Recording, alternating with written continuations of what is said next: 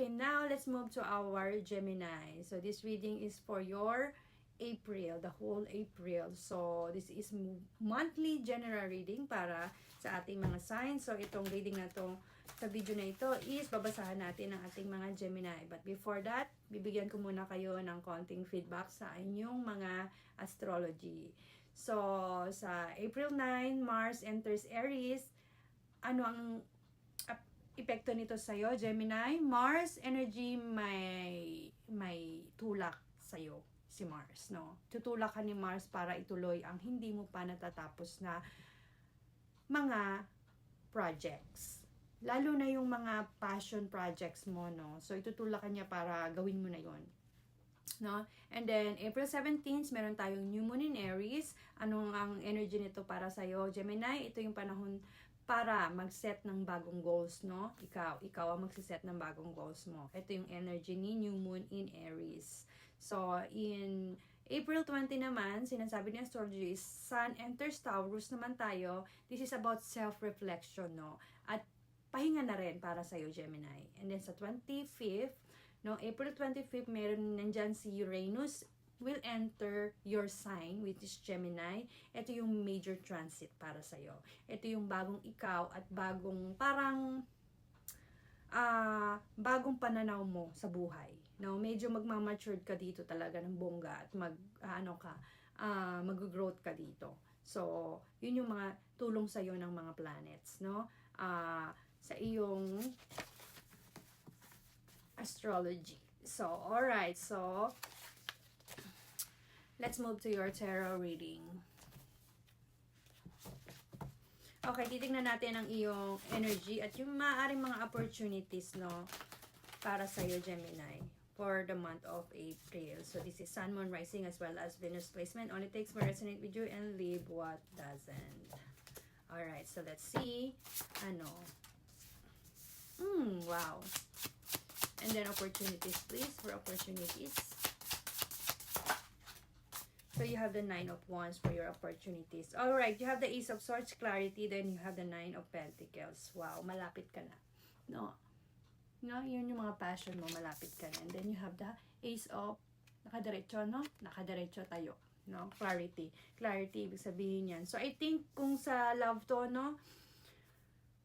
Kahit pa paano, mas maiintindihan mo na yung relationship mo. At ano ba dapat talaga yung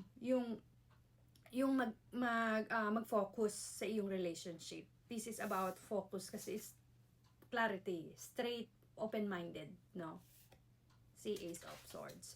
So, kung sa relationship to, no, kahit paano maintindihan mo na yung mga maturity, paano makipag-connect sa partner, no? So, maganda. This is about parang transit din to transformation for you, no? And then, focus kung sa work naman, focus ka sa work ng mga, sobrang dami mo at focus mo sa trabaho this past few months as a Gemini, no? At marami kang mabibigat na responsibilities, no, sa trabaho this past few months din, no.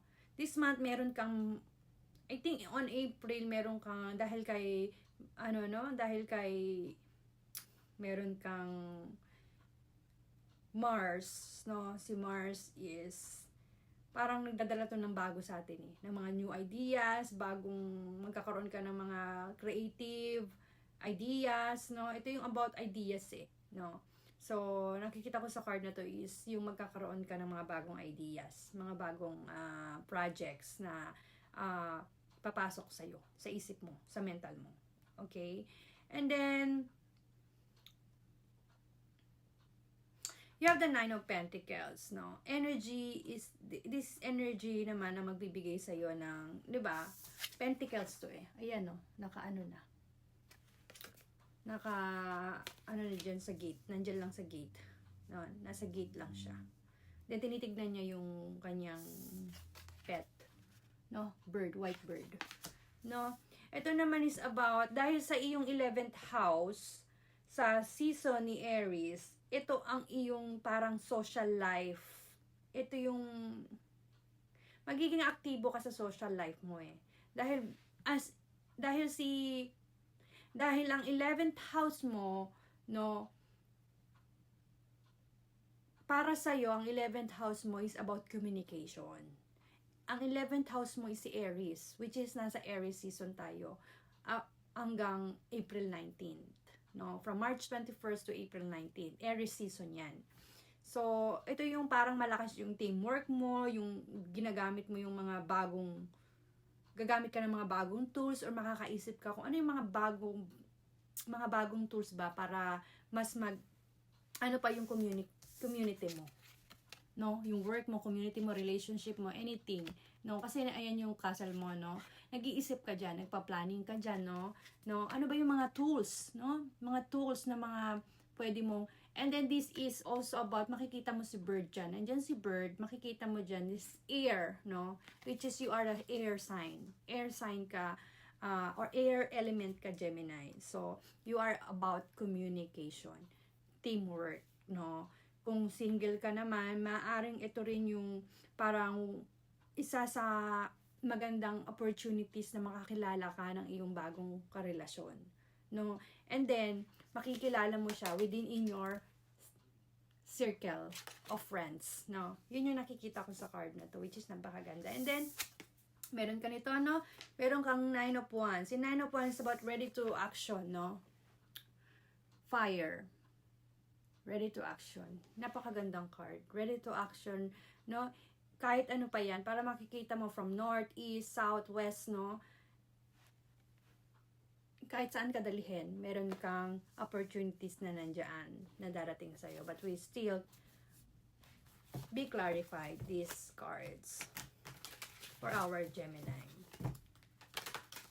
For our Gemini.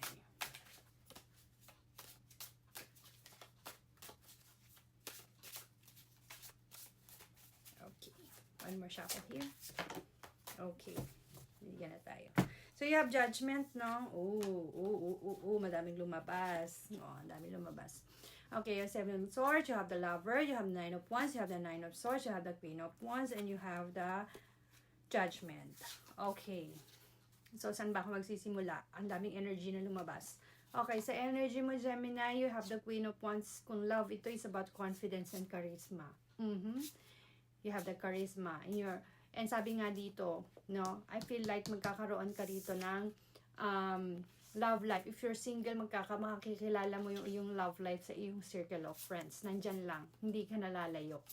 And then sa 9 of Wands mo, no, dahil nga may transition ka sa bahay ni, it's gonna be on, I guess Uranus enters your own sign, no? Medyo may mga, kung love, may mga worries ka. May mga worries ka, kung in relationship ka, may worries ka sa relationship mo.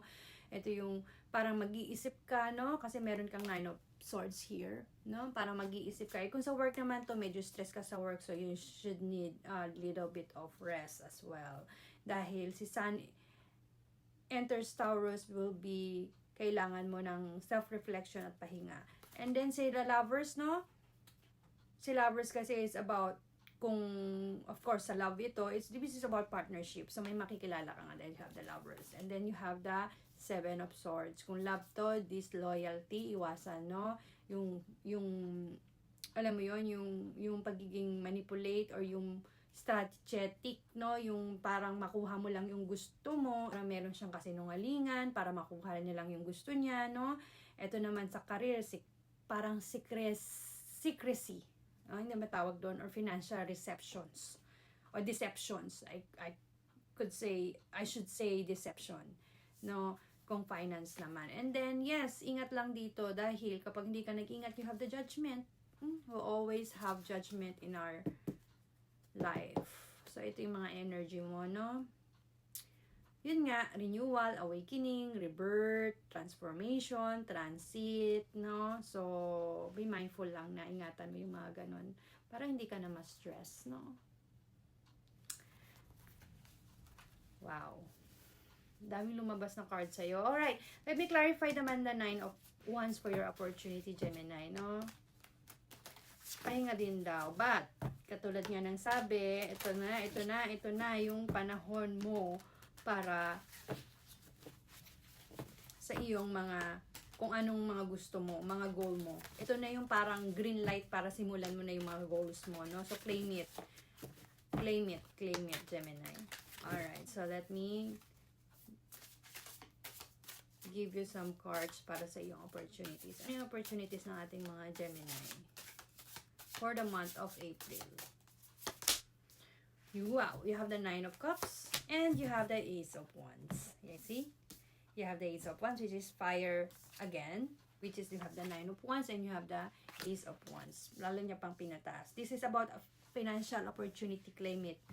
No, I claim a financial opportunities, no?